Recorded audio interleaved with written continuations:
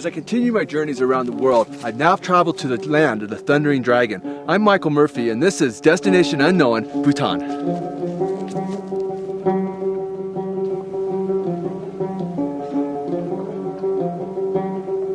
When I first really started doing the research to come to Bhutan, there was a lot of questions that start coming up. And one of the things that I came here to do to try to show people is try to answer some of those questions.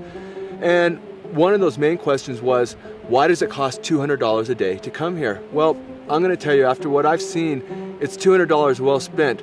But the way it basically breaks down is the government gets $65 of that right off the top. $10 goes into an agency fund to help supply schools around here.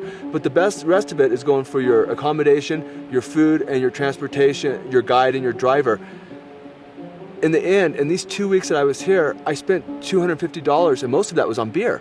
So once you're here, the cost is completely offset. Is it worth the $200?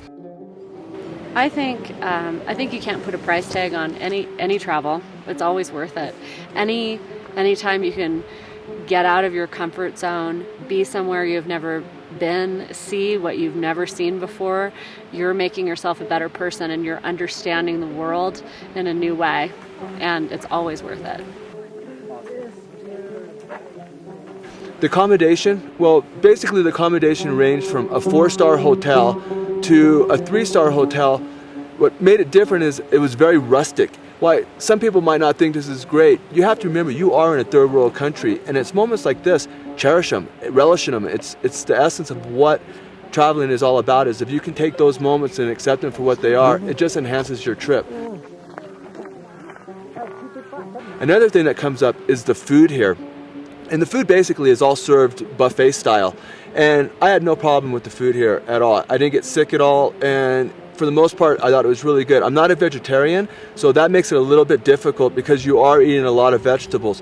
But when it really comes down to it at the end of the day, I've never felt healthier than I do right now. And I think I have to contribute that to the diet that I've had the last 2 weeks.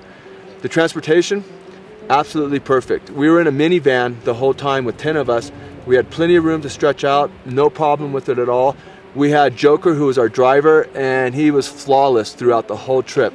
And he was a great guy to hang out with.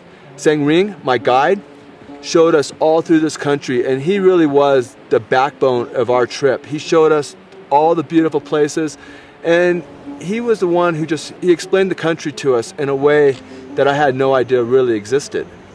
Actually, we want the clients or the Westerners to have a good memory and to live with a good memory of Bhutan and the nature. And also, in a way, we want to tell the world that how Bhutan, although being a very small country, still we try to live up to the nature, and maybe the world should do the same. And I would encourage anyone, if you've ever remotely thought about coming to Bhutan, or if you've even considered it, now is the time to come. This country is going to change, and it's going to change dramatically. The younger generation now has access to television, they have access to the internet, and they're going to see what the Western world has. And in the end, they're going to want it. The biggest thing that's going to happen in Bhutan is, can they keep their culture and their traditions through the younger generation? Or is it going to come down to that they want what we want in the West? Well, I think they're going to learn a very valuable lesson that it's not necessarily what we have in the West is the best, and what they have here in Bhutan is very special. As I come to the end of my journey here in Bhutan, there was one question I kept asking myself: was it worth all the money? And I think the smile on my face speaks for itself.